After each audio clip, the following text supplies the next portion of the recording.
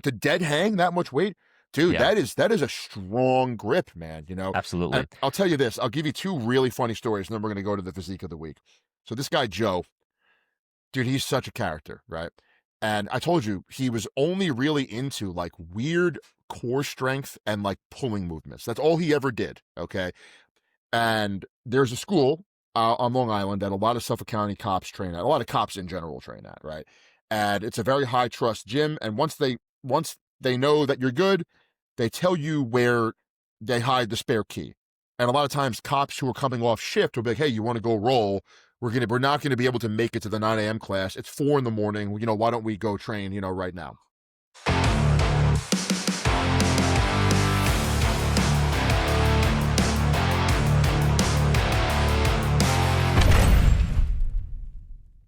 Take it away. Hello, I'm Eric Prush here with the Iron Road Podcast, your weekly, comforting, soothing discussion about culture, training, anger, marriage problems, and all things male and millennial. Ian, how you doing today? On that note, I'm doing pretty good. That's fantastic. I'm happy to hear it. I'm gonna do this whole show in my soothing ASMR voice. I'm doing fantastic, Ian. I've spent the week, uh, I've been getting up to some weird shit. My au pair, we have an au pair that helps us take care of the kids, is really into horror movies, and so am I. I love horror movies. The problem is my wife hates them, so I've had no horror bro to watch anything with for years. Okay. And so I'm always giving her movie recommendations. I'm like, oh my God, you haven't seen Halloween? You haven't seen The Exorcist? Like, you got to do, like, once you see these movies, you realize everything is a ripoff of like 3 movies, basically, Yeah. in some, or a combination. So she recommends to me, she's like, dude, why don't you watch the show Stranger Things? She's like, I think you'll like it. And I was like, kind of opposed to it. But the other day, I threw it on. And I have to say, I'm really enjoying it, but like, probably not for the reasons she's enjoying it. Okay. Like, Elaborate. I just, I love this country to death. And I think the 1980s might have been the last time we actually were something resembling a country. Uh, in terms of like cultural homogeneity, general positive attitude towards the country vis-a-vis the Cold War and everything else. And I just love like the 80s aesthetic. And the first season of the show takes place in 1983. And they nailed it. I mean, everyone is dressed like it's the 80s. Yeah. The music in the background is Yeah. detailed to the year. Like you're not even, at least from the songs that I know, like the heavy metal songs, like you're not hearing like them playing like, say, Master of Puppets before it came out. Like there's a scene where this like new kid moves to town and he's like getting ready to go out, and the year is 1984, and he's cranking the Four Horsemen, the Metallica song, and I'm like, yeah, that's when it would have came out. Like that's when you would have had access to this. You know what I mean? But I really dig the 80s vibe of the show, both in how it appears like 80s authentically, but also it's like an 80s. It's how the 80s would have been depicted in a movie. Also, it's kind of this. It's fun little thing about it. It's I'm in the 3rd season now. So far, I think it's the best one. I've heard that the 4th one isn't that good, and supposedly season 5 is coming out really, really soon. But the 3rd one's got some great like Red Dawn themes going on over the course of like a whole season, which is like just very like refreshing. So I'm enjoying it.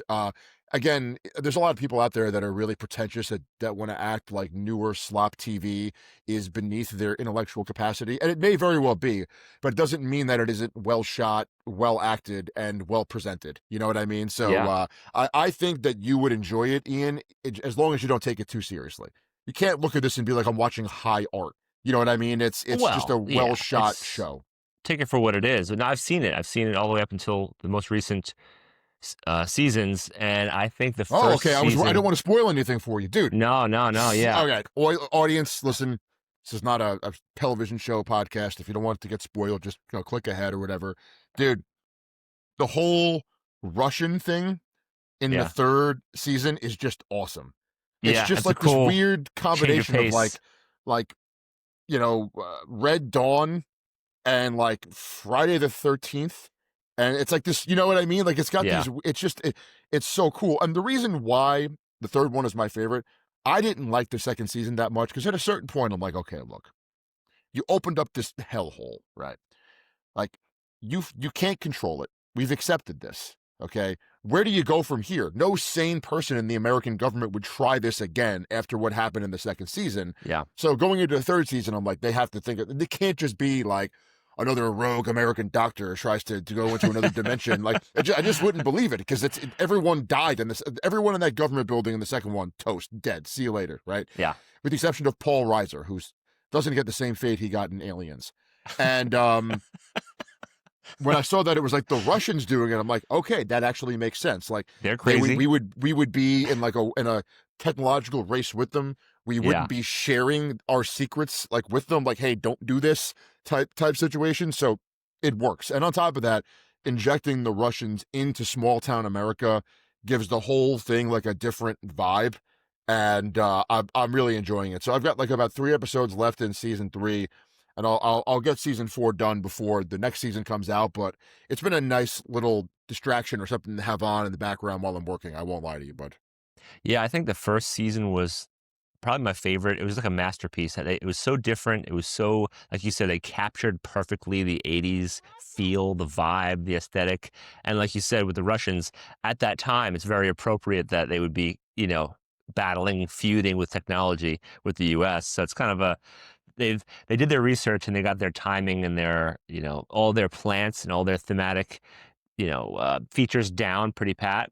What I really hated about it, Eric, I really hated how, I forget, it was second season or third season, where Steve is working at like the mall or the movie yeah, theater or whatever. yeah. It gets so cringe comedy. Like, just stick to what you were good at. I liked the thriller horror aesthetic. I liked that it was a little more serious with some lighthearted stuff here and there. They tried to take it too goofy and too silly, and I think I can reference to another franchise that did the same thing that just kind of ruined that period in time. It's not all lost. It's not all terrible, but that was that was tough. It was tough for me to get through that because they were trying to make the show something it wasn't. I liked that it was serious and that it was gritty a little bit, and it was still child friendly. It was still kind of like, because they were children actors, it wasn't so like raw or rated R. So it was still a family friendly thing. I just I'll push back a little bit. I'll just say go this: ahead, please. the reason why I like the third season is at least it commits to that. I agree that the first season, from like a horror like perspective, from a tone perspective, is the best one. Yeah. Season 2 is somewhere between those, and I think that's why it suffers. Like Okay. I think it's kind of, in the middle of the road there, and for me it doesn't work as well. Also, season 1 had this huge advantage, which is, when you first turn it on, like, you have no reason as an audience member to think that Will Byers will ever be found. And you just want to Yeah. figure out what's going on in this town. Like, you see the lab, you see, Yeah. and so a big reason why you watch the first season is just, hey, what is happening in this The town? mystery. Yeah. Yeah. And, how many shows, have, or movies have started with, someone gets kidnapped, they die. And you Yeah. don't see them again. So there's no reason to think they'll even find him, which is what makes, like, you do legitimately believe he could be dead. Yeah. And again, characters get written out of shows. There's no guarantee he'd be in season 2. If they write this, if the kid croaks in the first season and then it crushes, they're gonna just do another season, but obviously without him. So Yeah. I'm enjoying season 3, but I can see where you're coming from. So far, my order is 3, 1, 2. That's kind of how I would rank them. I like 3 the best so far. Really? I'm Really? having a lot of fun with it, but I agree it's not as scary. There's not a lot of ambiance to it. It's just kind of wild and goofy. Yeah. And it's almost more like I think this is why I like it, and I could talk about this for hours. I love movies. 3 reminds me a lot of a Roger Moore James Bond movie, Hmm. and Okay. it's just kind of goofy action. The Russians are totally over the top, and I love the Bond movies. I could talk about them for hours. I love the Bond movies, and I love how each actor essentially has a different tone. Although you could argue that Daniel Craig and oh my God, Dalton played a similar Bond, just Timothy many, many Dalton, years yeah. apart. Timothy Yeah. Dalton is Okay. a more serious Bond, and Daniel Craig made that like super aggro. But like it reminds me, like when I'm watching it, it kind of feels like I'm watching like Moonraker a little I bit, love that movie. and Moonraker's just preposterous. So and that's an example of it like committing. Like it could have been like a little goofy, but Moonraker's like, no, we're gonna have hippies in space, Just and go they're all gonna the be way. like trying to nuke the Earth. Like it just fully commit to it. But yeah. Anyway, to our audience, listen, don't be a snob, don't be pretentious. Watch it if you love America, if you love like how this country kind of used to be, you love 80s culture and music. It's such a great snapshot, and it's worth watching just to see how good of a job they did catching it. Like to, you know what I Yeah. mean? Like the houses, the streets, there's Yeah. nothing out of Down to the place last detail. that takes you out of it. And it just makes you, there's so many things that I thought about while watching this, like our whole lives that we've been going out, we've pretty much always had cell phones. And you realize like if you and I were in our 20s in the 80s, like you could just lose your friend. Yeah. He's just gone. Like like you go out out somewhere with your boy. Well, like nowadays, like people don't stick to plans like they used to because you could just communicate. Yeah. Like back then, if it's like we're meeting at the bar at 7, like you met at the bar at 7, or else you don't meet anyone. And when you watch the show, you also realize like you had to go out back then because there was nothing to do. There Yeah. wasn't custom TV. You couldn't just pirate any movie ever and watch it on your phone. Like there was 12 news channel, there's 12 television shows, really shitty video games, or you read a book. Yeah. So you Yeah. had to hang out with people. Like there was no choice. Like you were forced to it. And I just think about that like, man, like even us being some real tough men, I feel like if we took our cell phones away from us and you were like, hey, make a plan and go out and get drunk, we're losing a man. Someone's getting lost somewhere. Well, only because we're so dependent on cell phones. We don't know any different. It's True. like training wheels. Like once you take them off, you didn't learn anything the first 6 Yeah, months yeah. of riding a bike. It's a whole new experience at this point. Just fall over immediately. Yeah. One Yeah. last thing I will say about Stranger Things is like most horror movies and thriller movies, once the mystique, like they hold all the cards with the mystery, like Jaws, when you don't see the shark for so long. That's the Mhm. scariest part. The monster in Stranger Things, you don't see that monster. You just hear the noises and the terror from people, and Yeah. you get a shadow of it here and there. Once they start to show it too much, once they start to show and lose the mystique, a lot of the thrill is gone. And then I they had to agree. resort to like shock value horror, jumps and gore and, different types of tricks. But the mystique is everything, especially for those thriller, not so horror. It's not really a horror show. It's a thriller, I'd say. It's not like full Yes, on I agree. horror. One thing I wish they would have done, and it would have made the 80s mystique like perfect, dude, is instead of using a lot of CGI, they should have done like the Thing style body horror. Okay. If they really had like the dolls and if they made it look like a John Carpenter movie, but just Yeah. shot in higher def with the body horror instead of this CGI, because it is very much a body horror movie, with the fucking demons in someone and they're pulling it out and they're going crazy and they're all mangled and everything. Like Yeah. it would have been really cool to see them do it true 80s motif, like, The Fly or, The Fly. the Thing Yeah. style, like that Yeah. type of like, Yeah. this is a real physical object that we're doing this transformation on and not just a computer generated image, you know what I Sure. mean? But Sure. either way, I fucking loved it. And totally off topic, I wanted to offer an apology to, well, not an apology, I guess it's an apology, not to you. I didn't do anything wrong. Never to me. Never to you. So yesterday morning, I actually I squatted, for the first time in a while. I back squatted. Really, really enjoyed it. Nice. And I'll tell you what, man, after the session was over, I was like, I think I'm going to throw in a third workout a week of actual speed work, dynamic effort work. I could not believe how much bar speed I have lost over the years, Oh, yeah. having not trained it. Could Sure. not believe. Like, and it actually made it hard for me to discern working sets because back when I was squatting more frequently, bar speed was a great indicator for how much more weight I could do.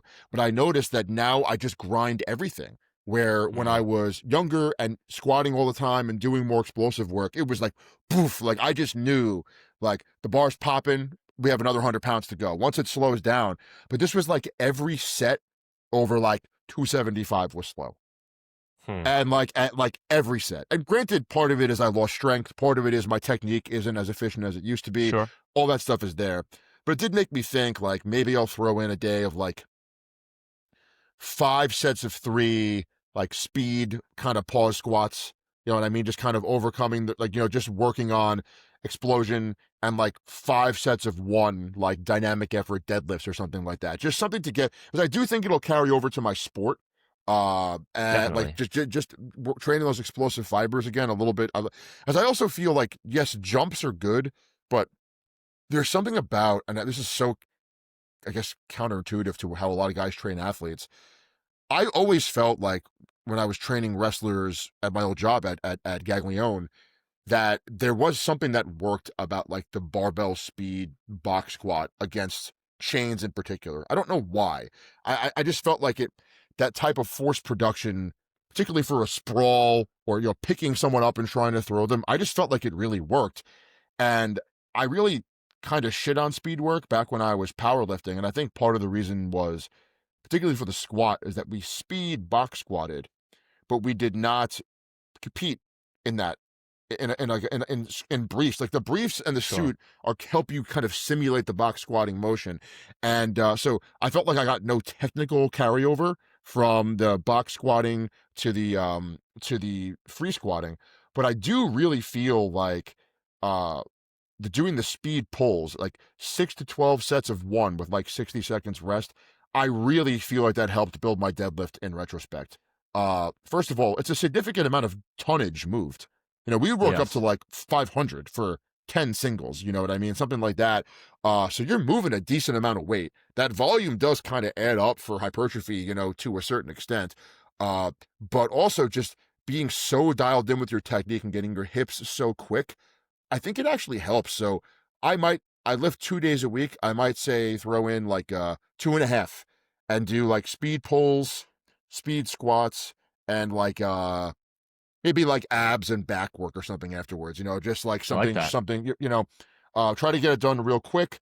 I could do it in my basement. I don't really have to go anywhere. But I just was stunned at the amount of speed that I lost. And I was like, man, I haven't protected that attribute enough as I age, and I don't want to get any slower. And it reminded me of Dave Tate actually saying at this point in his life, he exclusively does dynamic effort work and no max effort work to like protect his fast twitch fibers and help his joints still stay resilient. And he might work up after, you know what I mean? Like, okay, I'll work up to a heavy double or something, but he's not going in and doing like max effort day for upper lower like Sure, we would have sure. done to West Side template. But they made me think about it. Like, you have to protect your fast twitch fibers as you age. They're the first thing to go. And admittedly, all the lifting I've done over the past couple of years has been more bodybuilder-ish, Yeah, where I am in that kind of slow me rep too. range. Me too. And like, I was like, just from an anti-aging perspective, this would probably be good to hold on to. Yeah, I couldn't agree more. I think the deadlift, the speed work and deadlift is, first of all, deadlifting is fun if you can get down the technique. It's just a Yes. primal, manly feeling lift. So the speed work's a really great idea for a few reasons. It won't blow your back up like the max effort deadlifts, or 80% or higher effort deadlifts will. Hmm. You can keep a development of motor unit recruitment. Like the speed that you lost is just your nervous system not being able to fire as it used to, Yeah, right? Not used to those loads anymore. Connective tissue has hesitation. Your nervous system will slow you down based on that. The squatting thing, I think you're probably just stiff at this point in a certain way and not used to barbell squatting. I agree. And you need to get used to the stretch reflex again, the rebound out of the bottom. Like once you get back into that and your connective tissue and your nervous system says, all right, we're safe here again. We're okay. I think your Yeah. speed will come back very quickly. Also because of your long history and wide base of training. I think it won't take long for you, maybe a few weeks of this before you're really comfortable again. And the thing about squats and deadlifts, when you go really heavy, it just starts to take your mind out of it. Like you got to be really motivated to squat heavy and deadlift heavy. Like you got to be Yes. on the powerlifting hunt, on the Iron Road. No shameless Yeah, plug, yeah. but you have to, if you're a grappler and that's your focus, to get the gusto to squat heavy every week. Jesus, it's just such a mental and physical energy suck that you have Yes. to pace yourself. And I think speed work might allow you to enjoy squatting and deadlifting with barbells again and have fun with Yes. it, not get so banged up, not get, destroyed, not have it hinder your grappling. It'll actually probably really help your grappling, especially if you can recover from these sessions. And again, I think the key to it is going to be saving a lot in the tank. Just keep a lot in the tank. It So should be what I nowhere might near do, capacity. I'll either do a third day, or I might just go back to doing 5-3-1 for the squat and deadlift. Uh Love it. I might do the speed work before the 5-3-1 sets. Like do like 5 to 7 sets of one on the deadlift. At that point, my nervous system is primed, and then Yeah. I'll work up to the highest percentage one and just do an AMRAP there. And I Okay. might, and I'm thinking about it. I'm like, do I want to load my spine basically 3 times a week if I'm grappling? Probably not. I probably Yeah. should keep the stimuli all kind of in the same day. That way, I could recover like a little bit easier. That's fair. But I also like, I've been doing a lot of machine work, and you touched on something that's really, I hate to say this, but you actually are a pretty intelligent person. Um, Go you on. know, so like part of the struggle that I've had with lifting over the years is I made a commitment to jujitsu, a conscious commitment. Like I felt like I'm me, I'm a very addictive person, right? Yeah. I just get hooked on shit and I take it to the most insane conclusion that I'm allowed to do, To given my excellence. genetic constraints, whatever it is, I go too crazy. And so I always felt like, okay, I'd rather be able to beat someone up than just look big. So that satisfies the macho side of my personality. But one of the reasons why I chose it, and I think I've said this to you before, is combat sports to me symbolize the perfect combination of physical attributes that you need to be a functional person. Like you have to have your unique combination of strength, power, speed, and stamina to execute your game. And so I always was attracted to the well-roundedness of it. Even though I was, briefly a strength specialist, I was always attracted to the well-roundedness of combat sports. There's something about Okay. the true functionality of it. And I bring that up to say, like, it's hard for me to get psyched up for lifting when lifting is not my current obsession. Yeah. Because I have that kind of one track mind with my training. So it's like, if I know that if I get that much bigger, it's going to affect my conditioning, I'm kind of like, I don't really want to lift. You know what I mean? Because I can't, when I'm committed to lifting, and I was like this when I took my hiatus from jujitsu a few months back, like last year. I mean, around this time last year, I started my 6 month break from grappling. I was back to missing no meals, you know what I mean? Like nutrient timing, and that's how I have to be. But the reason why I started deadlifting again, I swear this all makes sense, was I was doing a lot of machine work. And, I love machines and I'm a huge advocate for them. But every machine is its own specialist, It's true. right? And so, like, okay, I'm doing 2 total body workouts, and I still, in my mind, want to do like I'm still pretty vain, and I still want to do a back width and a back thickness exercise, right? So each time I'm there, I do 2 different back exercises, and then I'm always training my posterior chain, be it, knee flexion or hip extension. And I'm like, dude, these workouts are taking way too long, you know? And if I could just like get back thickness and hip extension done in the same movement, Mm, it's a very attractive thing to me. You know yes. what I mean? To Yes. to to be able to get all of that done. And so I think that was kind of like my reasoning for going back to deadlifting. Not surprisingly, I hadn't done it in a while. And to our audience, one of the things that sucks if you have a good base of strength, but you haven't trained in a while, is that, or trained the movement for a while, is that you're capable of moving some pretty big poundages, but your body, especially at 39, is not ready to receive it. And so I went in, I worked up to like, I don't know, 365 for a set of 10, and hadn't deadlifted in many, many months at this point. And I was like, I felt great. Dude, the next day my trap was so tweaked. Ah, I went and did jujitsu, which tweaked it even more, and it just felt like my trap was squeezing my spine. And it really wasn't that painful, but you can relate to this. It started fucking with my sleep. I couldn't sleep more than Terrible. like 4 hours a night without it stiffening up. And to our audience, if you don't know this, now you know. Once your sleep goes to shit, it's a matter of time before everything else goes to shit. Yes. Now if It's a you've got domino effect. if you've had good recovery habits in place, if your stress was low beforehand, if your nutrition was good, if your training was dialed in, if you're listening to your body, it'll buy you some time before the bottom falls out. Okay. Yeah. And it had been about 5 to 7 days. I got in touch with our dear friend who wants to come on the show, by the way, Dr. Yeah. Jake Altman. That'd be great. And I was like, dude, I'm reaching the point where I'm a little worried because not like my shoulder started to hurt, like things that weren't hurting and had no reason to hurt were starting to hurt. And I'm like, all right, I'm just not recovering. You know what I Okay. mean? So I Yeah. went in. Point is, hopefully I'll get used to it and I'll be able to kind of go back to deadlifting regularly and without any of those issues. But it sucks if your primary focus, and this is what I always yell at my athletes for, my grappling clients, is like, listen, the sport is dangerous enough. Don't hurt yourself in the fucking weight room. Yeah.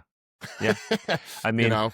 the weight room and the preparation for the sport, not sport practice itself, but like for football players or grapplers or wrestlers, whoever, in the weight room should be the safest thing you're doing because it's Yes. predictable. Nothing's random. You're not going to roll over somebody's ankle or just do something in a strange plane of motion. Everything is machine-like. Everything is two directions, very controllable variables. Yeah, man. I mean, I think, like you said before, you just do too much too soon. I think Yes. even for you in your heyday, that would have been a snack, 365 for 10, but Yeah. you haven't loaded your traps like that or your upper back like No. that in so long. Especially my traps. And that's not a Yeah. muscle that I generally train. Okay. I have been kind of cognizant of like getting too close to the sleep apnea thing again. And Yeah. so like I don't, any neck or trap work I do is largely isometric because they're always taking a beating from jujitsu. You're shrugging your Mhm. shoulders, you're in Sure. these compact positions. And so like I'm like, all right, that's covered. I don't want to train my neck or traps any more than they're getting. I'm on the mat 6 sessions a week right now. I'm It's a pushing lot. hard for my black belt, dude. I'm pushing really fucking hard. Nice. And so in my mind, I'm like, that's one thing that I don't need to cover.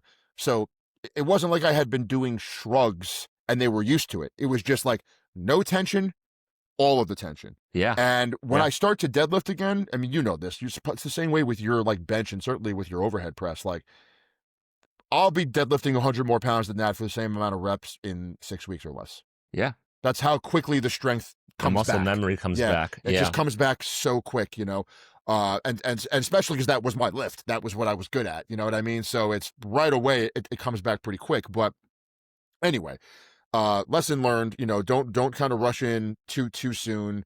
Even if you think you're not rushing in, if you're an intense person, you probably are. Yeah. You know. Yeah. And to your point about the sport, the weight room being the safest thing.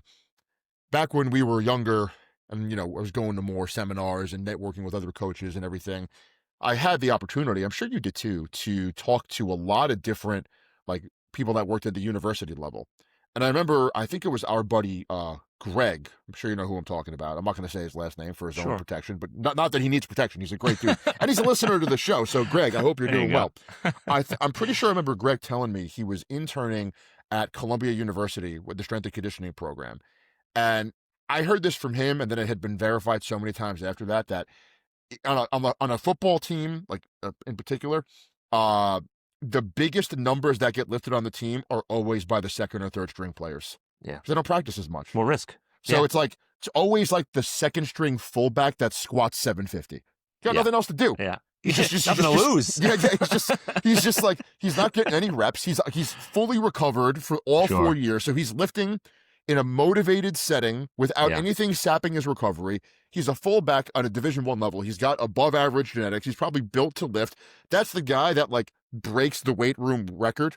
It's Yeah. actually kind of rare that most of the guys that are really good do, although there are some exceptions. Like, I don't know if you know who Larry Allen is. He was a player for the Dallas Cowboys. Yeah. Dude, this guy, he's in the Hall of Fame. He's one of the biggest freaks ever. He benched 700 pounds, dude. That's crazy. It's crazy. That's As like an wild. offensive lineman. Like, we're Yeah. not talking about a bench press specialist. Yeah. Like, and it was a touch and go. Like, I'm going to fucking Whatever. detract, be a 700-pound bench press, bro. That's Like, insane. That's preposterous, Yeah. Yeah. and that's one of the rare guys who's like starts every week and no one in the Dallas Cowboys history is breaking that bench press record. That's you might as well just put it in stone, okay? That's there until human beings go extinct. No one is breaking that record. And the funny thing about strength athletes, or just athletes like that, football athletes, and weightlifting, is that I've seen some of the weaker guys in the weight room be the best players on the field. It doesn't have direct Yes. carryover. I Yes. forget who had this quote. I'm quoting someone, I can't recall the person. Famous strength coach said that your strength coach should be priority one, not to make you stronger, to make you more durable and to make Yep. you less injury prone. All the Yes. weight room work just keeps your joints together, gives you structural integrity enough to absorb blows from different and tackles and falls Yes. from different directions. It's not to make you bench 700. It's not to make you squat 700. You know, to your point, the guys who are doing that are taking a big risk in the weight room. It's so unnecessary to squat anything over maybe Yeah. 400 pounds for even for an NFL player, because that kind of strength doesn't always carry over. It doesn't make you that much faster. It's at a certain point, there's a tipping point into diminishing returns, right? You get past the point where it's actually helping you become a better athlete. And then finally, it just becomes you get stiffer, you get more sore, harder to recover from. So Yes. I think it's, very well put. It's also weird, dude, in jiu-jitsu. Like, I wish that you did jiu-jitsu just because you could relate to this. Yeah. And I think you'd offer a lot of you'd be able to offer a lot of insight into this. So there's a famous grappler. His name is Craig Jones. He's probably my height. And by his own admission, had to do a lot of steroids to even get to 220 pounds. He did it to compete. So he didn't have to compete against his teammates, but his best work was done at the 88 kilo division. So I guess that's around like a buck 98, give or take, or Okay. 193. I'm forgetting what it is offhand. Anyway, I saw this interesting interview clip where he was with another famous grappler. His name is Nick Rodriguez. Big, jacked up dude, competes at 99 plus kilos division. He might have slimmed down now, but he had competed at 99 plus and at 99.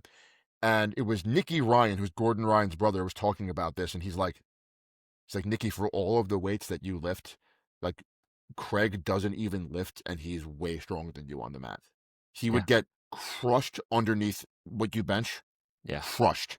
Yeah. Okay. Now Nick Rodriguez is a very explosive guy. Okay, Okay. and he's known for being really explosive.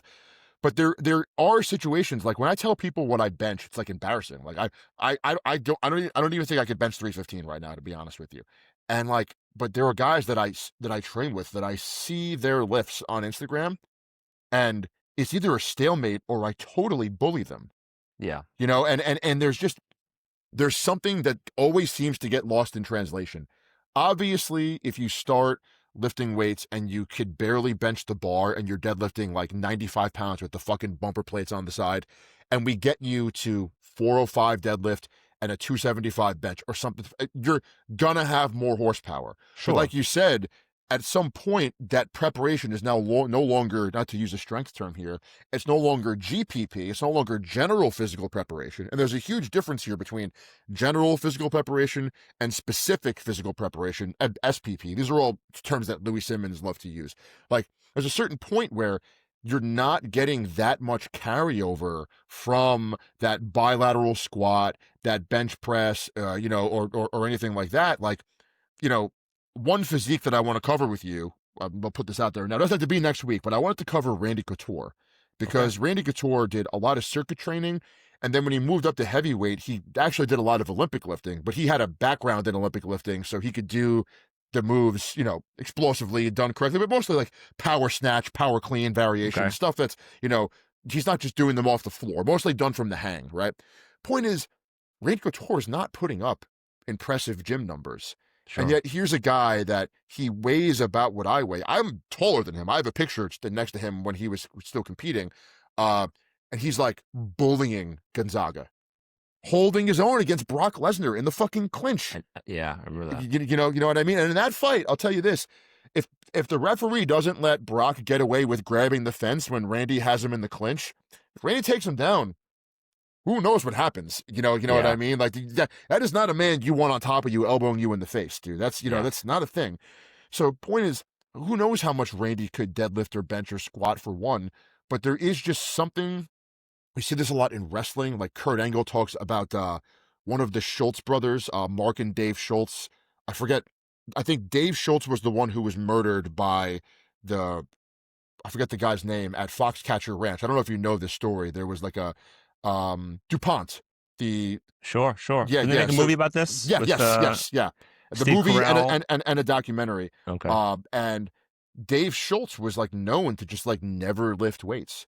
And according to none other than Kurt Angle, one of the best wrestlers in American history, Olympic gold medalist, uh, she's like the guy had mutant strength.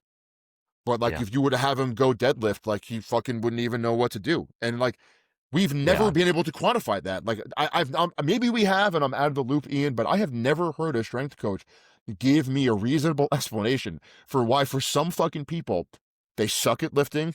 They barely like look at like Matt Lindland. Matt Lindland does not look like he's ever lifted weights a day in his yeah, life. yeah, Okay, and everyone who's ever wrestled him will tell you he's just mutant strength. I yeah. train with the dude. His name, we call him JB. Again, I'm trying not to drop last names here, but I want you to take this in. I want to hear your explanation for this. This dude is he's one of the funniest human beings I've ever known. He's a legend in New York, okay, for jiu-jitsu. Like he was training with John Danaher when John Danaher was a blue belt. Blue belt is one belt up from white. Okay. He's probably one of the first American white dudes to get a black belt in jiu-jitsu. Like he got his black belt in jiu-jitsu in the early 2000s. Okay. Okay. So, and he's been a black belt for fucking 20 years. Okay. And everyone on Long Island knows him because all of the dudes he came up with, a lot of them opened their own schools, right? And he was a city cop. So wherever he's driving, he knows the schedules. He just walks in and trains and no one charges him anything because he's the fucking man. Okay. He lifts weights more now because he's retired from being a cop and he has time. Ian, I've only ever seen this dude do like rope climbs and planks. He is so horrifyingly, devastatingly strong. Listen, I'm not the best grappler in the world. I'm not. Okay. But there aren't very many people that I've been but I'm competent. There are not very many people that I've trained with that could make me panic tap from an over the chin rear naked choke. Really? Like I'm going to die. Like, like I feel like my spine is about to break. Dude, this guy has got such incredible isometric strength. Fuck the choke.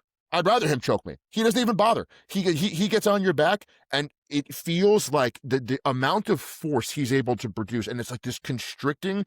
It's horrifying. It's Like Hamzat absolutely Whitaker, like that, like where he yeah, just broke his teeth yeah. through It's the that squeezing of he vice would grip. do that to you if he was competing. That would have been like his move because Wow. first of all, I mean, dude, it's so much easier to knock it under the chin. Rear naked chokes are deceptively hard techniques to finish against a game opponent. Like when you see it with the big skill gap, like Damian Maya does it to a purple belt. Sure, it looks really, really easy. It's very challenging, and like to have that in your tools, like it's just unbelievable. Like his strength, like you get on top of him and you're pinning him, and his ability to just crunch his body together, get to turtle and stand back up. And he's like 53 years old. I've never seen anything like it. And I guess the only explanation aside from genetics is just like 3 decades of sports specific training. Yeah. I mean, I'm telling you, it's unbelievable. Like I would love for me to roll with you so you could discern how strong you think I am. And then Okay. you watch me train with him and you'll be like, what the fuck? Like it doesn't even make any sense. And by the way, the Yeah. whole time he's doing this to you, he's talking shit to you. He's like, Effortless. Prush, there you Yeah. go, kid. His line is, there's power there. There's power there, baby. As he's like destroying your face. Like it's unbelievable. And no one has ever, to me, given a satisfactory answer because there were guys, you have to lift, you have to lift, you have to lift. That's the only way. And it's like, this is what kind of took some of my passion for lifting for sports away was like seeing guys that maybe didn't have to lift. Yeah. Again, maybe they don't Yeah. need to. That they could be the outlier. I'm not saying that you were the outlier, audience member, but there are people out there that they're just so fucking strong. And the truth is, if they're that strong and they're not getting hurt, how are you going to tell them to lift? Yeah. You know what I mean? I think a big problem is we kind of choose the wrong movements to compare. Like, oh, his bench press sucks. Yes. Like Great point. that movement has nothing to do with football for the most part, besides maybe linemen. But your back's never against a board, so it really has a hard carryover. There's a lot of, like you said, specificity in sports where people know how to move their body weight against opponents. like linemen, grapplers, wrestler. Yes. How you use your body and manipulate your body weight has more to do with how strong you are.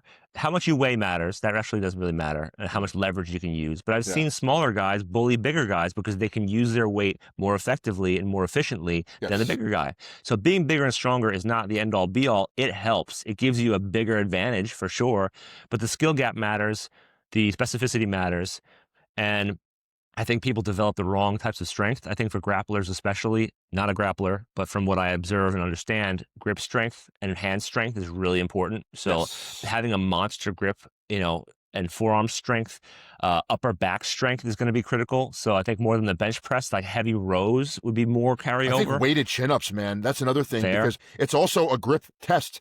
Like if you could do like a set of 5 wide grip chins with like 90 pounds on your fucking Sure. waist, Full that's a range of strong grip, motion. dude.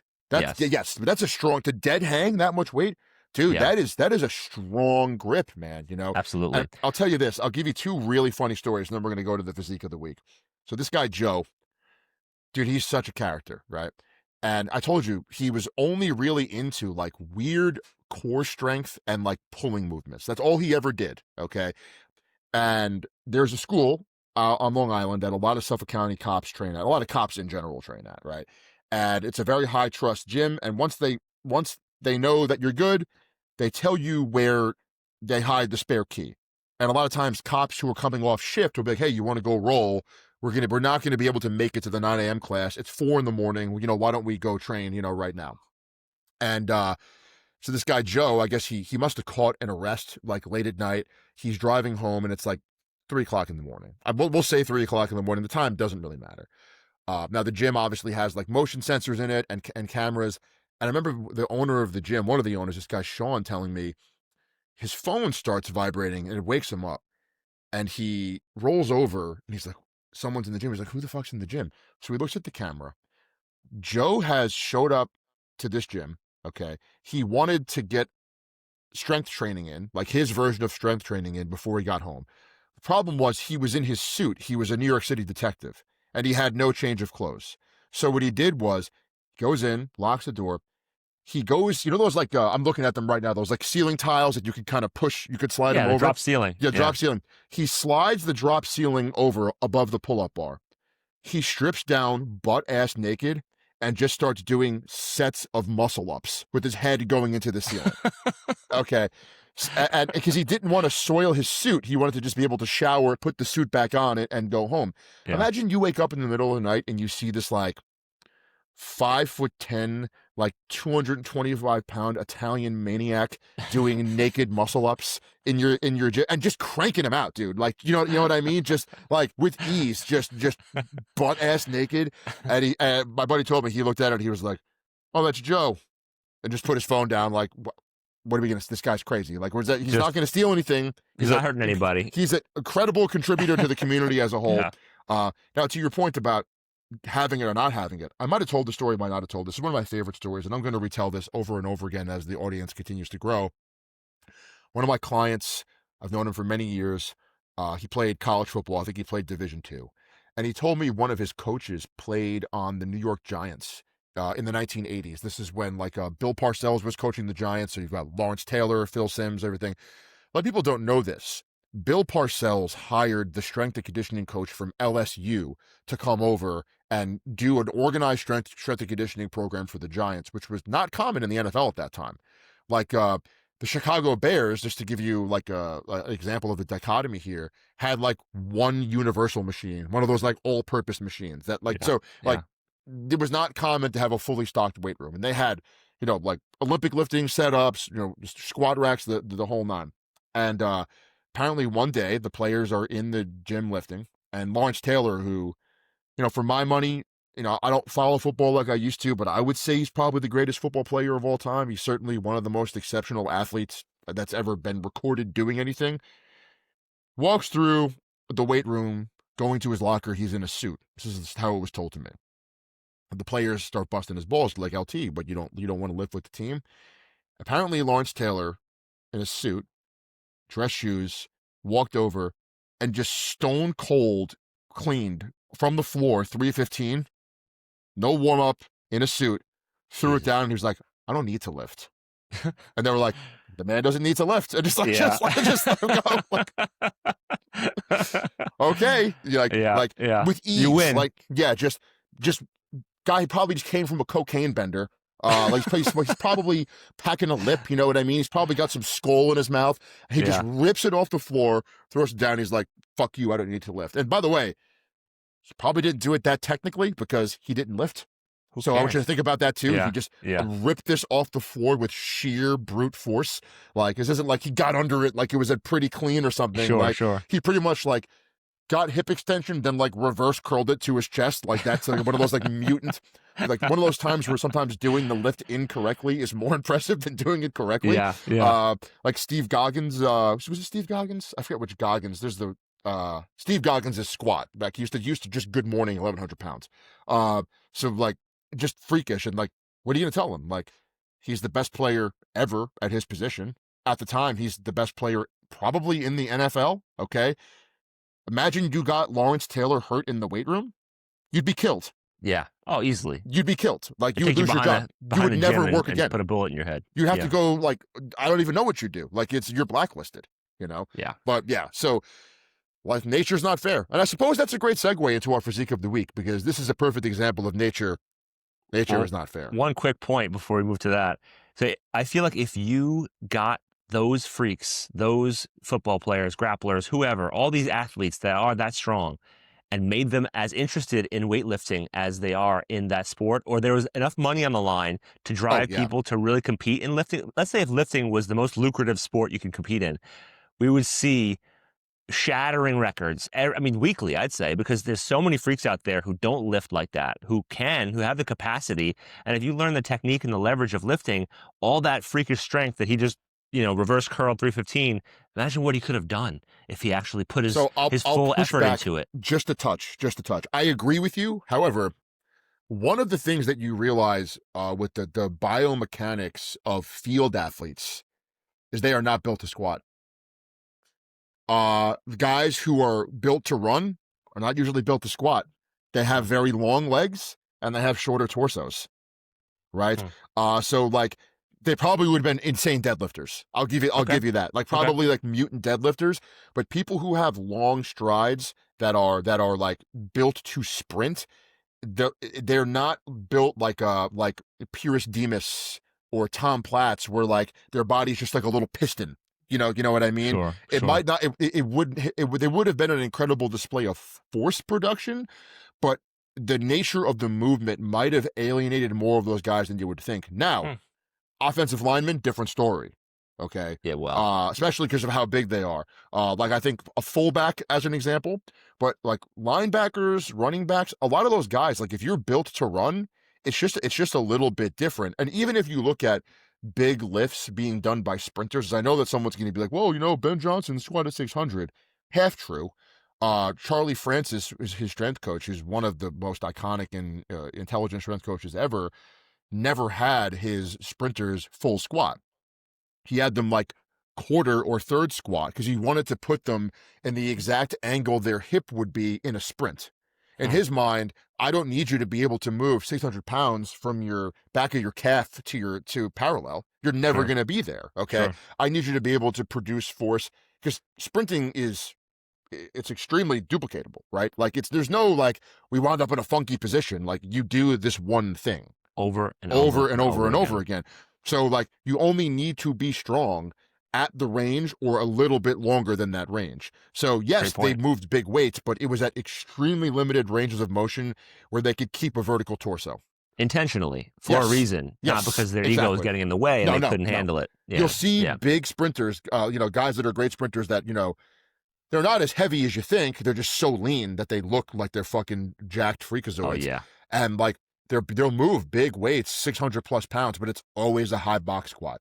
Yeah. Easier to recover from, and it's a better shin angle, I suppose, and also femur angle to duplicate to get carryover to the sport. Because imagine putting all this time into squat 600 and your fucking 100-meter dash time doesn't go up. Like that's awful.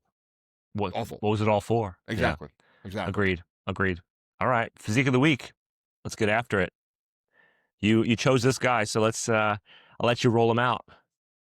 All right, so this is going to be controversial because there's always going to be someone who has something negative to say about this person. And I think that whenever you are discussing someone, there's always something that you could learn from them, even if you want to, throw shade on them or something. And so I called Ian yesterday and I was like, listen, man, the guy that I want to talk about, and I appreciate him more now as I push 40 than I would have 15 years ago, Okay. is Mike O'Hearn. All right, so Mike O'Hearn, I think he's one of the most impressive genetic specimens of all time. Probably a little too tall to have been like an Olympia caliber bodybuilder. You know what I mean? Like, he's just too tall. Like Olympia bodybuilders, the sweet spot seems to be like 5'8" to like 5'10". I think Michael Hearn is 6'3". Okay. I want to say, and from what I've heard him say, he weighs about 255, 245, and that's obviously that's like all muscle because the guy is Yeah. shredded all year long. Now, Yeah. everyone when you discuss Michael Hearn's going to come out and say he says he's all natural, he's clearly on steroids. My rebuttal is, first of all, listen, that might be true. I don't know Mike. Okay, I don't know Mike, and it's entirely possible, that it's like a Lance Armstrong thing. You say something and you don't realize that it's going to become a meme. Okay. And you don't realize that you're going to have to defend this position for the rest of your career. Right? Because you said it once. I think it's almost I'm not saying that Michael Hearn reminds me of Hulk Hogan. I'm not saying that, but I'm just wanting to point this out. Back in the day before the internet, if you said something crazy, there was no way for society as a whole to hold you accountable. Yeah. Right? Like Yeah. they couldn't research the dates you wrestled or the weights you lifted. All they had was like your word and like maybe a VHS recording. Like that was Okay. it. Like there was no, you know what I mean? Point is, I've been around steroid use for a long time. I've taken my share of steroids. I've spent a lot of time in the weight room. I don't look like Michael Hearn. In fact, Yeah. I know guys that have dedicated a significant portion of their life to bodybuilding, to strength training, who take a ton of PEDs. Not only do they not look like Mike O'Hearn, they're not as strong as Mike O'Hearn. They don't move as well as Mike O'Hearn. And on top of that, their bodies are destroyed by the time they're 45. This dude is like reverse grip cambered bar benching like 455 for reps. Freakish displays of Brutal. strength and mobility. Freakish Yeah. displays of strength and mobility. Yeah. And it's weird because you could have listened to his training advice, say, 20 years ago, and you might have thought to yourself, that's stupid, that's dumb. He's just a genetic freak who's on steroids. But 20 years later, the guy's still in amazing shape. Now you kind of have to look at this and be like, maybe what he was saying about training in the macro sense made a lot of sense. Yeah. You know what I mean? Yeah. And I go ahead. I know you want to talk. No, yeah, I think his advice was always kind of timeless, and I think that a healthy mix of rep ranges. He touts the 5 to 8 rep range for connective tissue, and he also credits his diet for connective tissue recovery and stability over time. Mm-hmm. I do agree with a lot of that. I do think that he is a freak of nature in so many ways. Yes. Between his potential to put on muscle, drugs or not, his potential to look the way he does in the finished That's product. a big one. I'm glad you said that. The structure is incredible. That guy was made for either like fitness modeling or if he was 20 now, he could be an unstoppable classic physique competitor. Yes. Unstoppable classic Oh, physique. easily. Yeah. Easily. Yeah, so people like that, it's hard to compare yourself to people like that, and people who aren't anything like that genetically have a hard time accepting that. So let's say he's on drugs, is not on drugs. I've known guys who are like 160 pounds who think I'm on drugs because I'm 5'11", 6 foot, 230 pounds, pretty heavily muscled, but like, I'm not even that impressive. Like, that's the thing is people who don't know really don't know, and they don't know what it takes. They don't know. I mean, he's put in decades and he's been in this kind of shape for that long. Just the longevity to be able to keep your body together, keep that kind of muscle on your body for 3 decades or 4 decades at this point. How old is he Mhm. now? It's uncanny. And a lot of that stuff you just can't teach. It's part of its discipline, part of its, consistency, but a lot of it is just how that guy's made. And I know people who may be fast, but they start marathon running, and after 3 marathons, their knees suck and they're killing them and they just wear out. And other people, maybe not as fast, but they can run 20 marathons in their life and nothing changes. They feel great. It's all good. So there's a certain innate durability that some people have that I do think that he's blessed with on top of his bone structure, on top of his, you know, muscle building genetic potential. He's got so many advantages, and maybe he's on drugs. Like you don't know, but it's hard to justify that kind of physique without an explanation. It's why I almost wish drugs never existed. So there was no argument. There was no questioning someone's ability. Yeah, It's why I never did them personally, is because yeah. I wanted my strength to be my own and not due to a substance, due to an aid of some sort. But everything he says in his training philosophy, his diet philosophy is just kind of irrefutable. I mean, a mixture of healthy rep ranges, lower rep ranges will help support connective tissue strength. That's true. But also very, very high rep ranges will. So 50 to 150 will Yes, make your tendons thicker. So yes. there's a lot of, wiggle room there. But, what do you know about his training structure that you can kind of enlighten me with beyond So what I've there's a heard? couple things that have been released over the years. Okay, there's a 12-week program he put out some time ago. I actually have it right in front of me here, so it's pretty Nice. interesting. Uh, and this again gets to the work ethic that it would take to look like this and be that healthy. So he trains according to this, 5 on 2 off split. Okay. Okay, AM is when he does his lifting. Monday he does chest along with the rest of America. Tuesday legs, Wednesday shoulders, Thursday arms, Friday back. Every single night he comes back in and does cardio and abs. Wow. Okay? 45-minute cardio session every time. Okay?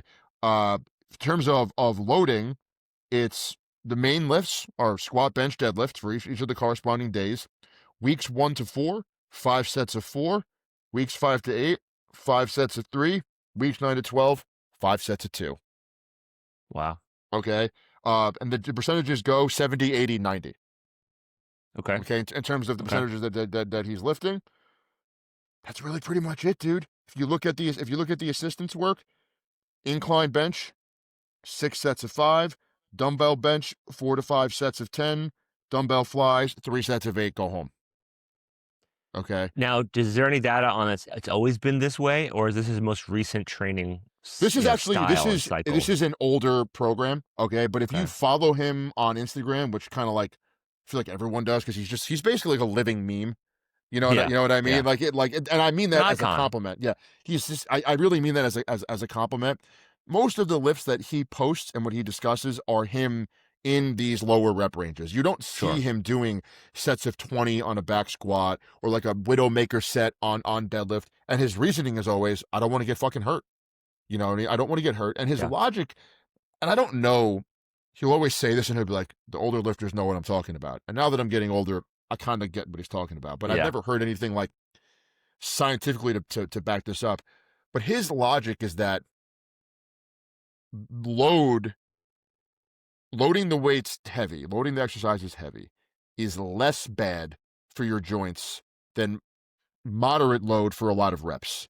He feels like if he goes in and does 5 sets of 2 on the squat, heavy, okay, he's done less damage to himself than if he Hmm. came in and did 3 sets of 10 at a moderate weight. He feels like going through that movement pattern over and over again, that's what puts miles on the joints. And so he is totally against it, which is why the only stuff he does in moderate rep ranges are going to be like your dumbbell flies, things that are like eh, pretty easy to do that aren't generally going to fuck you up. But he does not Sure. load squats, benches, and deadlifts for high reps. And man, as I get older, I think about the times that I got the best results in terms of strength and hypertrophy. It was generally when I was pushing those movements in the 4 to 8 repetition range. Okay. Generally.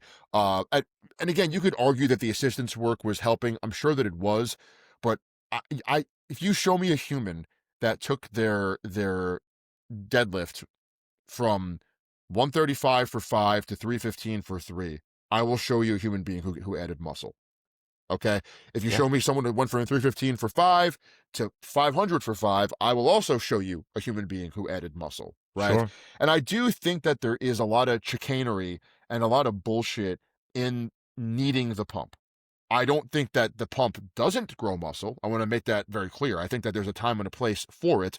And I think that high level bodybuilders employ that tactic because at a certain point, adding a lot of weight to some of these movements is the risk of injury so high Yeah. that it's not worth it. Like, and keep in mind, Michael Hearn is not someone who's competing. So he does not like, oh, I lost at the Olympia last year. I have to bring my legs up. I have to torture myself with these heavy sets of squats. I'm sure he's got his own kind of short term and long term strength goals, but this is not someone who I think necessarily cares about adding an inch to his legs at this point in his life, right? So, but if Correct. you're a bodybuilder and you want to grow your upper chest, and you're benching like 405 for 8 on the incline, dude, getting that to 455 or 495, the risk of a tear is so high. Yes. And obviously in bodybuilding, you tear a muscle, you could be done for life in terms of your competition because the aesthetic aspect of the muscle is destroyed. So in that Forever. case, you're going to likely switch to something that is lower risk but increases volume. But, and I think that that's the reason why so many high level guys train that way. But like we've said before, they didn't necessarily train that way to get to the high level. And these are two very different approaches. Now, some have, and whenever we discuss Flex Wheeler was an advocate for like super high rep training, but I think that he had like a myostatin deficiency, right? Is that right? Yeah. So everything's Interesting. gonna work. Okay. Yeah. Yeah. You know what I mean? At that level, it's like, I mean, Can't come on, lose. dude. Yeah, you're just gonna be a freakazoid no matter what. Like your body's just like in grow mode 24. Like, the switch is always flipped. Yeah. You know what I mean to Yeah. grow. But the point is, I do think that lifting high reps for hypertrophy, I don't know that it's necessary. I think part of the reason why that became dogma is that people either don't know how to go heavy, like they're too soft to do it, like they're scared, okay? Or Or technique. Yeah. technique, right? I totally agree, okay? And because of those two factors, it was easier to get for trainers to get people results by having them take an exercise to failure in the 10 to 15 rep range. Sure. Okay? Like people, when I saw our buddy Jake today and he was asking about how heavy I was deadlifting, I was like, I went to 0 reps in reserve. Now, I didn't go to failure. I didn't like try to break the bar off the floor and have my back bow and all that other stuff. But Sure. I was pretty sure when I locked that thing out that I didn't have another rep in me. Okay. Right. But that's years of training where Yeah. you know that. Like that's like And can control it. exactly, dude. Yeah. Exactly. Yeah. And I do think we've lost something with people not wanting to go heavy. And another reason why I respect Mike so much, and this is something that I'm really starting to have like problems with here with a lot of influencers and a lot of people out there that act like they know their shit about training, but they really don't. And this is a criticism that you would have, Ian, and it would be correct. Although we trained together for a number of years, and I do not think this criticism was true of me, but you could tell me, I could take it. I'm a big boy. There's kind of a couple strategies here to growing muscle when taking anabolics. One is to take low to moderate doses, which is what I did. Okay. Like even what I did use too much drugs, but I only say that because I think I could have gotten more out of less and my diet wasn't totally dialed in. Sure. But I was never using insane amounts of drugs. Like to put a number on it, I don't ever recall a time that I took more than 1,500 milligrams total of anabolics per week. Okay. Okay. There are people taking double that or way more than Yeah. double that. Okay. Scary. And that when I was doing that, that was generally on 2 different compounds. It would be testosterone and one additional anabolic. And that was the highest I ever pushed. And to Okay. me, that seemed like I was crazy. But there were guys taking 3 grams or 4 grams of drugs, like really like redlining their system. Now, I bring that up because you could, if you train hard and you lift heavy and you eat the food, okay, you could get away with less drugs. I think that's why Dorian Yates was so successful. That's why I believe Dorian when he talks about the amount of drugs he took. Even you should find this actually. Oh my God, it wasn't Tom Platz in the 90s did a couple sit down interviews with Olympia bodybuilders and like blurred their faces out. It's so obvious who they are. Like one of them is so obviously Ronnie Coleman. Like they Yeah. give him like the robo voice, like he's on fucking like 2020 talking about Yeah. like a Yeah. cigarette company or some shit. But you could just tell it's him. He's not taking nearly as much drugs as you would think, but he trains so fucking hard and he Yeah. eats so much, right? So you have that one end of it. The other end, frankly, I think this is kind of where like the Mike Israetels of the world fall into it, is they take a ton of drugs and they don't train that hard. Still works. It It still still works, works. and the Okay. diet's a huge part of it, Yeah. and the It still genetics are a huge works. part of it. But Like I some said, people don't like to train hard, dude. yeah, They don't. And it's funny because you see clips of certain influencers like screaming and hollering while doing work on a machine, and the speed of the implement's not even slowing down. yeah, I know what I've trained with explosive lifters. Even they slow down. Okay. I not even seeing you hit failure, and especially let's say you're doing leg extensions. Like you and I used to pump these out in your garage, right? All the time. Like, okay, so you miss, you can no longer complete a full range of motion leg extension or leg curl. If you're trained to failure, you've got partials in you. You never yeah, just fail the whole movement. Like, of course, that's not what happens. Like, you can't lock it out. Okay, we'll crank out some halves, some quarters, then you can't walk for fucking 5 days. But it works, right? It yeah, works. There are a lot of guys out there that act like they train hard, and I'm watching their programs, and there's no slowdown ever on a yeah, machine, which is the safest implement to go crazy. You could tell me that you don't want to train to grinding your reps on a squat or deadlift, and I would tell you that's probably a good idea. In fact, Dan yeah. Green personally told me not to do that when I was helping him cut weight for Raw Unity fucking 10, 12 years ago, right? Okay, But point is with Michael Hearn, if he is taking drugs, okay, he has clearly learned how to get the most out of a moderate amount of drugs because his health is still there. yeah, Okay. His joints are still fully functional. Okay. And allowing him to do these crazy, again, the guy squats deep as hell. Dude, I don't know a single person that has shoulders good enough to reverse grip, camber bar bench, even 135 pounds. yeah, Okay. yeah. This dude at 60 something years old, okay, Is he 58, 60? 60 something years Isn't he? old. Yeah. Wow. Is doing that with like 365 on the bar, okay, with like a pause. Like it's unbelievable. That is years of intelligent exercise selection. If you are using drugs, you're not going crazy with them, okay, because you would be dead. And on top of that, this has always been the age old adage that gets put out to kind of tell people not to use PEDs. There is some truth to it, which is, yeah, it does happen that your muscles are ready to move the weight and your connective tissue is not, right? Yes, And he would have had more of those injuries lifting as heavy as he does if he was blasting insane amounts of drugs. absolutely, You know, absolutely. that's what happens. I wonder if when he says he's doing, sets of 2 and sets of 4, if how many reps he has in the tank.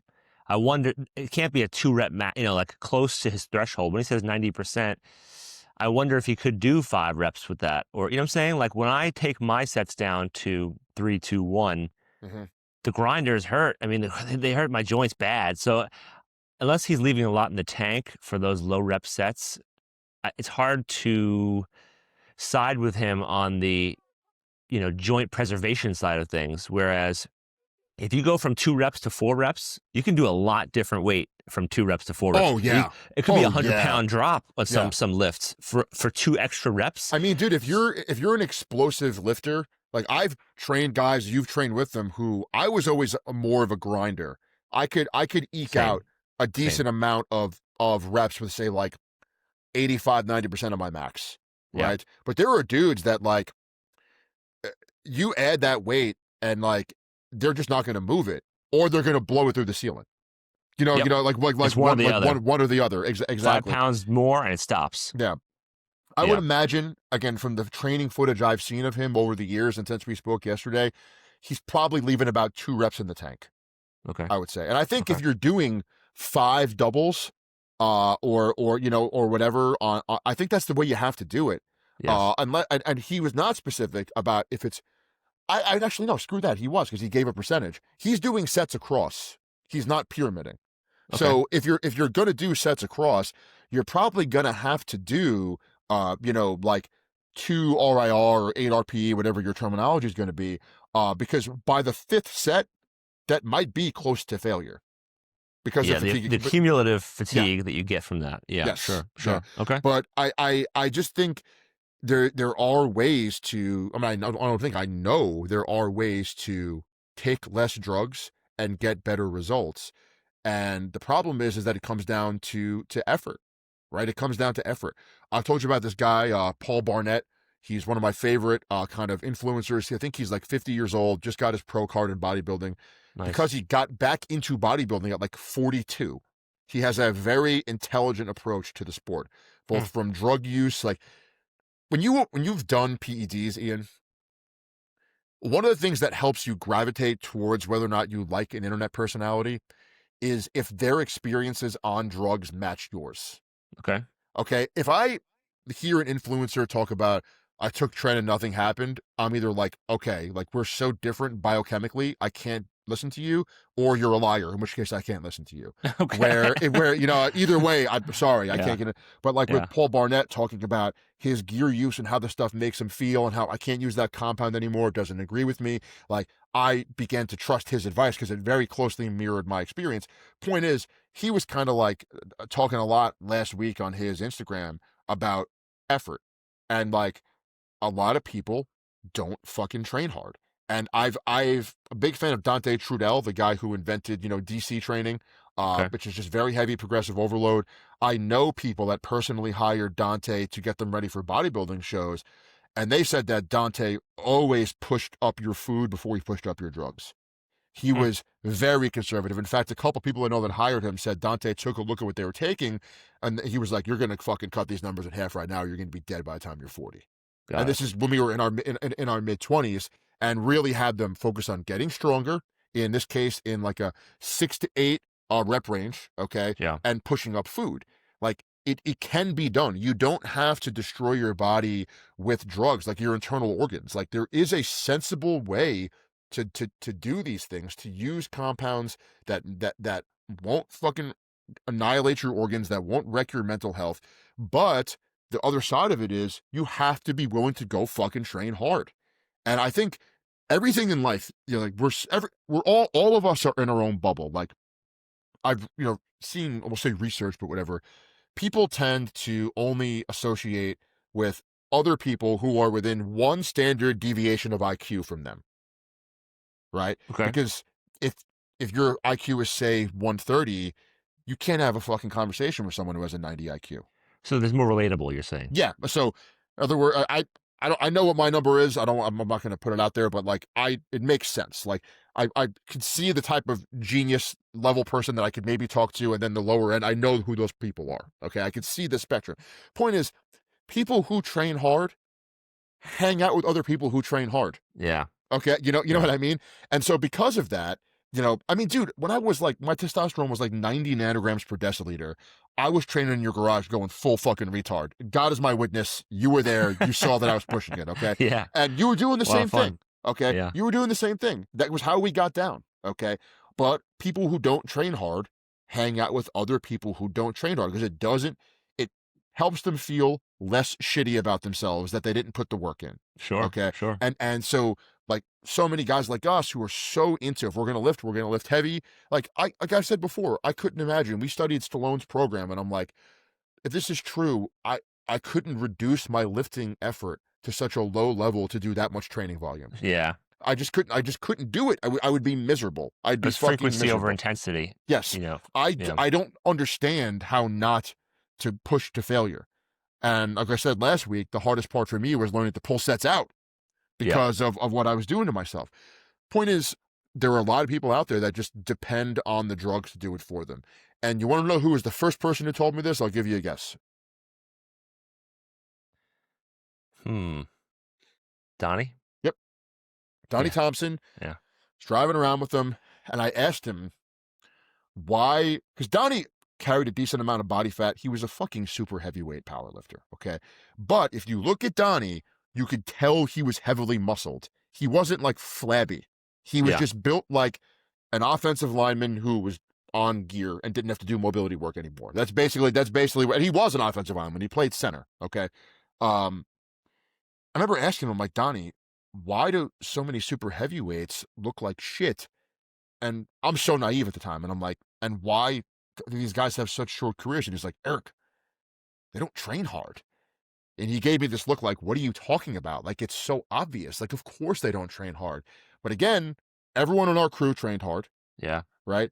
It was unacceptable to it was that It was was the it. Like environment. if you didn't train hard, you were out, right? Yeah. And he wound up telling me a lot of these powerlifting crews, and he loved us because of this, have one big dog lifter that everyone else is subservient to, and no one is like, hey, you squatted like a bitch today. No one says that to the Okay. big No one dog challenges lifter. them. Yeah, Yeah. it's his room. He has you there just to spot him and load his plates, and you have the privilege of being around him. Okay, they don't train hard. Yeah. And there's a lot of people out there, depending on pharmacology and or genetics, and you can't blame them. Genetics are what they are. If you respond how you respond, it is what it is. To look good and to get jacked. But the downside of that is you're gonna die. You know Well, what I mean? let me ask you a serious question about serious topic, steroid use. I mean, in your opinion, I never crossed the threshold of using those drugs. In your experience, for somebody who starts to use those drugs, is it like, well, I'm already on it. I might as well go to the top with my dosages to see what I can squeeze out of this? Like, how common is it once you're off the ledge to just go full throttle with how much you take Yeah, to it's a see great what you question. can, what the ceiling is, it really is for you? And most people who are willing, no offense, all due respect, I find you very, very intelligent, very responsible for the most part. But most people who do take steroids maybe aren't the most responsible with their health. They're taking a risk. It is roll Of of the course. dice, even if Of you use it course. responsibly. Of course. Do you think that if you are a type of person who's willing to put your body through that and take on those risks, the risks don't really matter to you? So a risk of a gram a week or 200 milligrams a week or 3 grams a week, whatever it is not that much of a difference on their morality spectrum or their judgment of what's right and wrong, what's, too much or too little. What's your thoughts on that?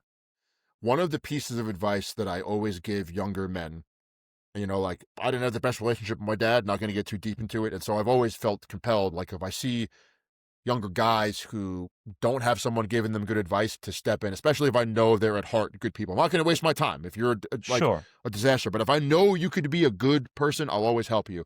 I always tell people be very careful about what you try because once you break down the barrier of something once, it's way easier to push that barrier down again and to go Yep. further. And that Yeah. it could be drinking and driving. Okay. Don't even drink and drive once because you probably are going to get home safe. Yeah. Okay. You probably are. Let's be honest. Okay. And then it's okay And then, in your exactly. mind. Then it's okay. And, you know, I was more drunk last time, right? That's how people think. You know what I mean? Which Justification. is why Yeah. always stayed away from hard drugs because, oh, I did coke and it was fun. Well, okay. Nothing happened, right? It's not the first time that gets you. Yeah. It's the 15th time. It's like, Yeah. how many cops do you know that'll tell you, like, you could go fucking rob a convenience store right now. You will get away with it. Okay. It's the 17th one you knock over that you're getting caught. You're getting But it's all, shot or it's yeah. all because you did it one time, right? So, yeah, I think, especially because there's no mentorship in it, right? It's very common for people to just push it because your community, to the extent that there is one, is giving you really bad advice. Like back when all I could do is really talk about, I could talk about now too, but back when I started using PEDs, you had two ways to talk about it. You had your training partners. They might not always be honest. I knew guys that lied about whether or not they were using. I knew guys that lied about what they were taking all the time. This was super, super common. Okay. Okay. And then you had the internet. And this was the message board era. So now you're online and these guys are just giving you ridiculous bro advice. Nobody wants to admit that something messed them up. Okay. You don't see them face to face. You don't see if they got gyno. You don't see if they got Sure. acne. So they could just lie and they could act like an internet tough guy. Right. And so, yeah, I think uh, it's common to push it uh, too far. Okay. I think it's worse now than ever, though, because nowadays you see these guys getting big followings on social media and they're posting their cycles and the numbers are insane. 19-year-olds taking double what I was taking at 27, 28 years old. Okay. At which point I already had 12 years of training. Sure. You know what I mean? And they're not dropping dead yet. Okay. And so people are thinking, oh, okay, it's going to work. I think at the end of the day, Ian, you hear what you want to hear. When a young guy is committed to something, lifting, a woman, a job, they have to feel the pain of something before they give it up, right?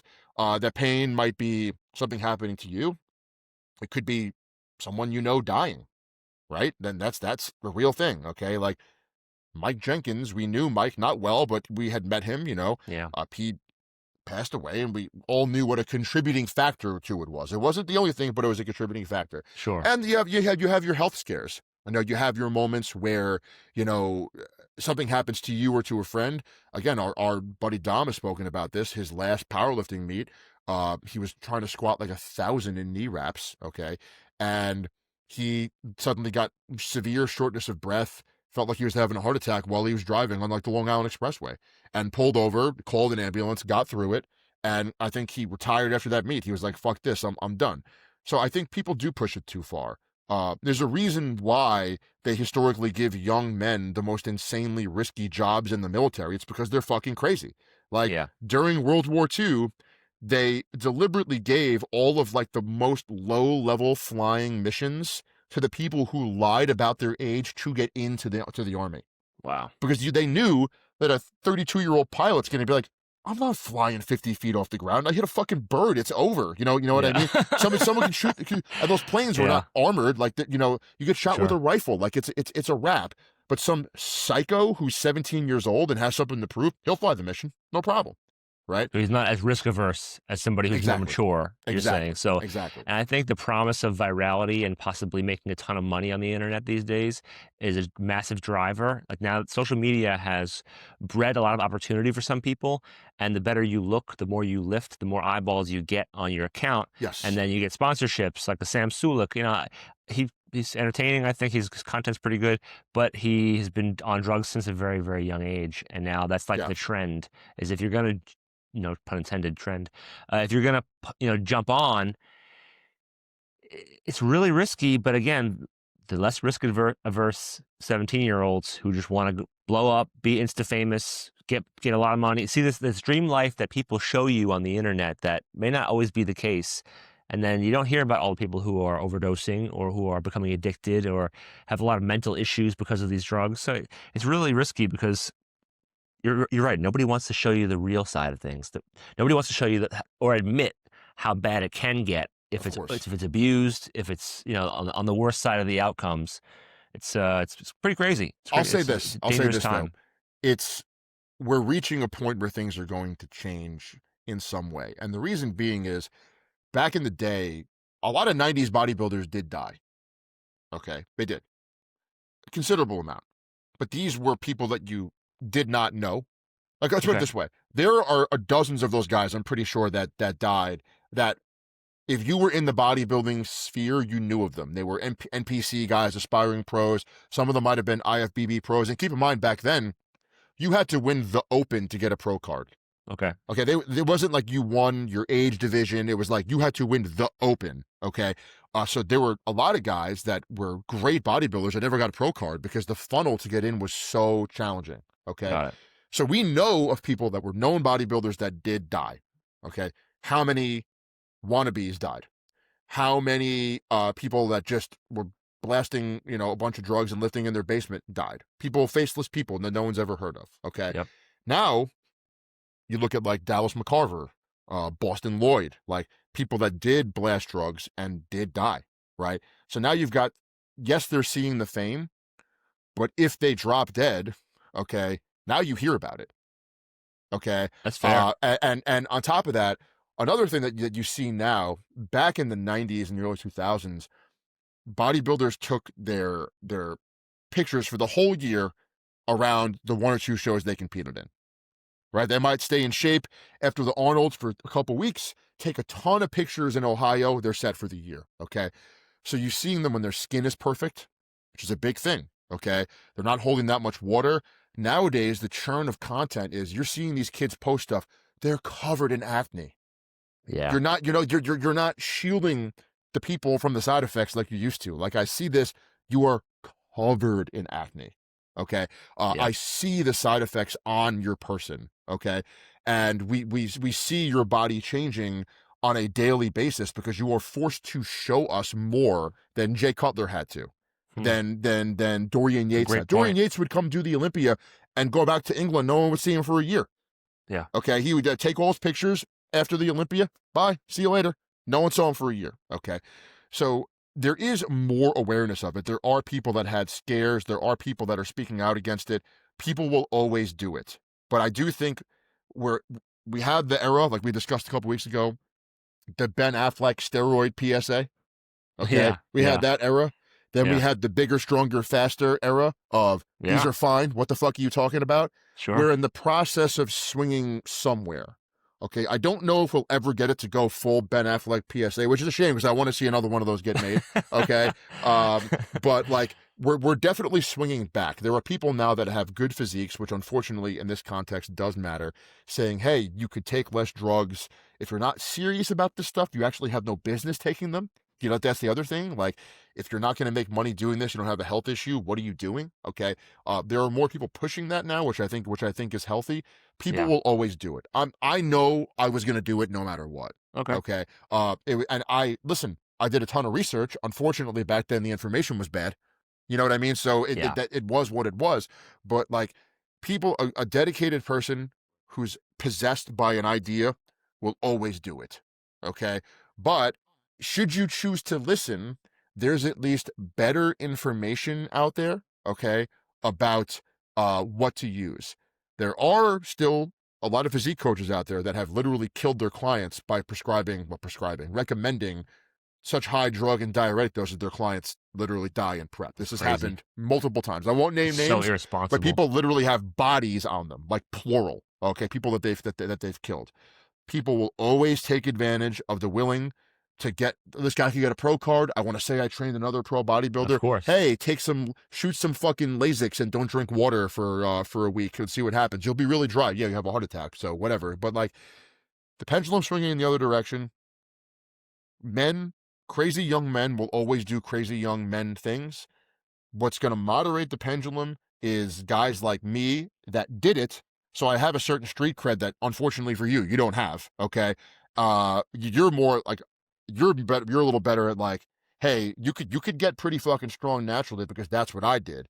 For Yeah. me, it's like, oh, you're doing drugs? Let's be responsible about it. This is what I did, and this is what happened to me. Okay. Okay. Okay. There are more people out there that are willing to talk about it. And so the percentage of people that are being totally insane with it will decrease. But I do think the people who are doing it crazily will get crazier. Like the extremes will get farther and Yes. farther. You're saying Yes. it just continues to pull Without apart like question. everything else in the Without world. question. Yes. Got it. Yes. Okay.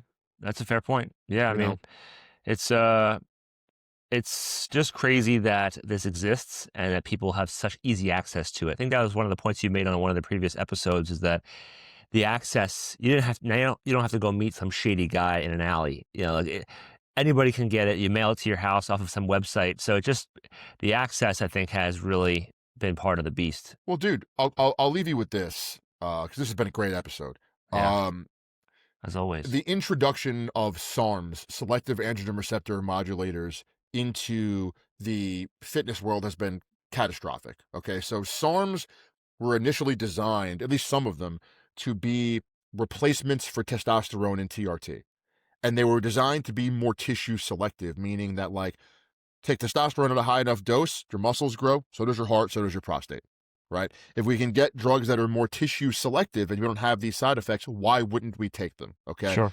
Not surprisingly, none of these drugs, or at least none that I'm aware of, ever actually made it past the testing phase because they didn't work as well as testosterone. They either had worse side effects. Almost all of them were, you can get them injectable, but almost all of them were given orally. So you had some of the negative side effects of oral steroids. Okay. A lot of them didn't aromatize to estrogen. So if you were going to take a SARM, you had to be safe, you have to inject yourself with estrogen to keep that balance there. Okay. Which is a Jesus. whole other, at that point, just do testosterone. Right. Yeah. So point is, those drugs are all loosely legal via what's called research chemicals. So young kids can go online and check a box to say I'm using it on my hamster, and then they get the stuff literally, and they get the stuff shipped to their house. And you know, this is going to sound really meatheaded, but I mean what I'm about to say. Not having to inject it makes way more people try it. Yes. Okay, like way more Just people. just Like a pill? Are you kidding? I've Why always not? said, every Yeah. PED should be injectable. Separates the men Yeah. from the boys. You really want to do this? Here's a needle. Yeah.